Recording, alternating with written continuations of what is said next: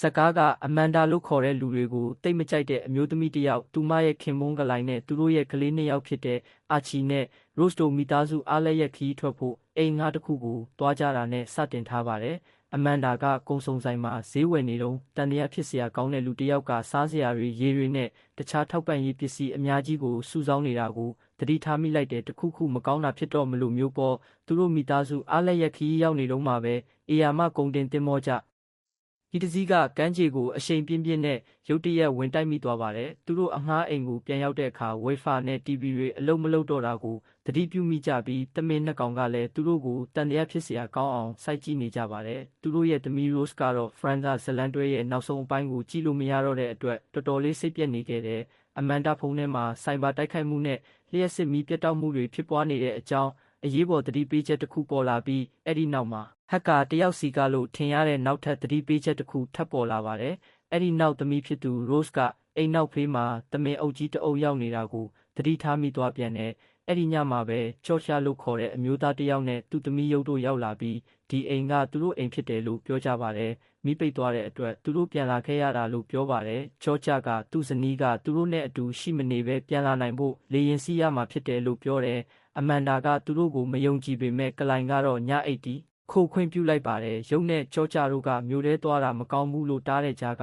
ကလိုင်ကမြို့ထဲကိုကားမောင်းသွားဖို့ဆုံးဖြတ်လိုက်တဲ့လမ်းမှာသူကစပိန်စကားပြောတဲ့အမျိုးသမီးတစ်ယောက်နဲ့တွေ့ပြီးအဲ့ဒီအမျိုးသမီးကအကူအညီလိုအပ်နေပုံရပေမဲ့သူမှဘာပြောနေလဲဆိုတာကလိုင်ကနားမလည်ခဲ့ဘူးဒါပေမဲ့သူမပြောတာကိုဘာသာပြန်ရရင်တော်သေးတာပေါ့တခြားလူတစ်ယောက်ကိုတွေ့လို့သမီးအိမ်ပြန်ဖို့စူးစမ်းနေတာလမ်းပြောက်နေလို့ပါလို့ပြောတာဖြစ်ပါတယ်ကလိုင်ကလှည့်ပြန်ဖို့စူးစမ်းတော့အာရဗီစကလုံးတွေရေးထားတဲ့စာရွက်ထောင်ပေါင်းများစွာကိုကျဲချနေတဲ့ drone တစ်စီးနဲ့တိုးပါလေရောတစ်ဖက်မှာလည်းကြော့ပြကသူ့အိမ်နီးနားချင်းတွေရဲ့အိမ်ကိုတွားရှာဖွေရာကနေတေဆုံးနေတဲ့ရုပ်အလောင်းတွေကိုတွေ့ရှိခဲ့ရတယ်လို့ပြက်ကျပျက်စီးနေတဲ့လေရင်တစ်စီးကိုလည်းတွေ့ခဲ့ရပြီးနောက်ထပ်ပြက်ကျလာတဲ့ဒုတိယလေရင်တစ်စီးကိုပါရှောင်ကွင်းခဲ့ရပါတယ်အဲ့ဒီအချိန်မှာပဲမောင်နှမနှစ်ယောက်ဖြစ်တဲ့ Rose နဲ့ Archie တို့ကအနီးနားကတောအုပ်ထဲကိုတွားရောက်ရှာဖွေရင်းစွန့်ပစ်ထားတဲ့တဲအိမ်အိုကြီးတစ်ခုကိုတွေ့ရှိခဲ့ပြီး Archie ကမွှားတစ်ကောင်အကိုက်ခံရပါတယ်။ကြော့ဖြတ်အိမ်ကိုပြန်ရောက်လာပြီးသူမြင်ခဲ့ရသမျှအရာအလုံးနဲ့နိုင်ငံတော်ဝန်ကဂျိုးတူးဆက်သွယ်ရေးလိုင်းတွေပြတ်တောက်သွားတဲ့အကြောင်းအမန်ဒါကိုပြောပြပါတယ်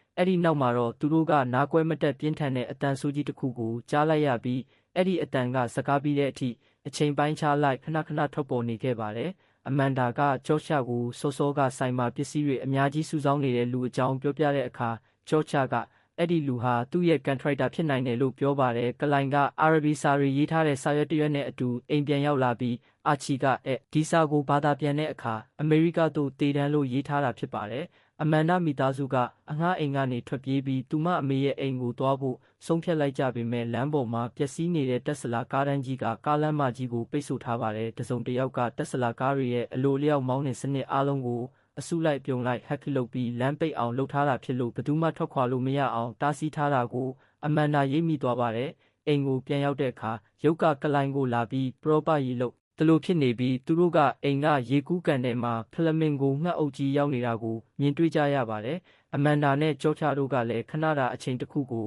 အတူတူဖြတ်တန်းမိပြီးတယောက်နဲ့တယောက်ပိုနီးဆက်သွားတယ်လို့ဖြစ်ခဲ့ပေမဲ့သူတို့ရဲ့အိမ်ထောင်ဖက်တွေကိုတစ္ဆာမဖောက်ချင်တဲ့အတွက်ဘာမှတော့ရှေ့မဆက်ခဲ့ကြပါဘူးနောက်တနေ့မနက်မှာတော့အာချီရဲ့သွားတွေကရုတ်တရက်အလိုလိုကျွတ်ထွက်လာပါတယ်ကြော့ချကဒါဟာမွားကိုက်ခံရလို့ဖြစ်နိုင်တယ်လို့ယူဆပြီးကုံစုံဆိုင်မှာတွေ့ခဲ့တဲ့သူ့ရဲ့ကန်ထရိုက်တာဒန်နီစီသွားဖို့အကြံပြုပါတယ်ဒန်နီမှာဆေးဝါးတစ်ခုခုရှိနိုင်မယ်လို့သူထင်လို့ပါတစ်ချိန်တည်းမှာပဲ Rose ကပျောက်ဆုံးနေခဲ့ပြီးကြော့ဖြာနဲ့ကလိုင်တို့ကအာချီကိုခေါ်ပြီးဒန်နီစီသွားကြပါတယ်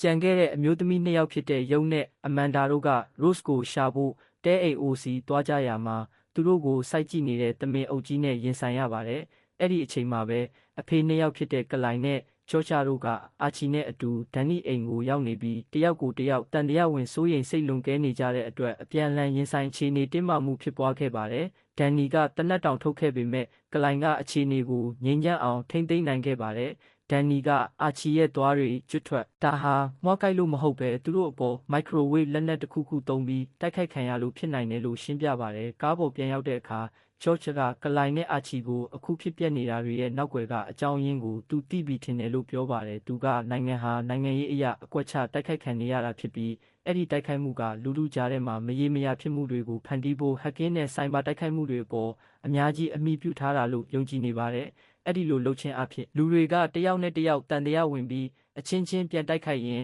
အလိုလိုပျက်စီးသွားအောင်လုပ်တာဖြစ်ပါတယ်အဲ့ဒီအချိန်မှာပဲအမန်ဒါနဲ့ရုပ်တို့ကနယူးယောက်မြို့ကြီးပျက်စီးနေတာကိုလှမ်းမြင်လိုက်ရပါတယ်နောက်ဆုံးမှာတော့ပျောက်နေတဲ့ Rose ကိုပြန်တွေ့ရပြီးသူမကအိမ်နီးနားချင်းအိမ်ရဲ့မြေအောက်ဘုံခိုကျင်းထဲကိုရောက်နေတာဖြစ်ပါတယ်အဲ့ဒီဘုံခိုကျင်းထဲမှာအသက်ရှင်တန်ဖို့လိုအပ်မဲ့စီတူဘူးတွေရေနဲ့တောက်စရာတွေအပြည့်ရှိနေပါတယ်သူမက Franza ဇလန်တွဲရဲ့အခွေကိုတွေ့သွားပြီးဖွင့်ကြပြလိုက်တဲ့အခါနောက်ဆုံးတော့သူမကြည့်ချင်နေတဲ့နောက်ဆုံးအပိုင်းကိုကြည့်ခွင့်ရသွားတဲ့အတွက်ပျော်ရွှင်သွားပါတော့တယ်ဇလန်ကတော့ဒါပါပဲတင်းရဲ့ထင်မြင်ချက်တွေကိုမှတ်ချက်မှာမျှဝေပေးခဲ့ပါဦး channel ကိုလည်း like နဲ့ subscribe လုပ်ထားပေးကြပါဦးနော်နောက်ဗီဒီယိုမှာပြန်လည်ဆုံတွေ့ကြပါစို့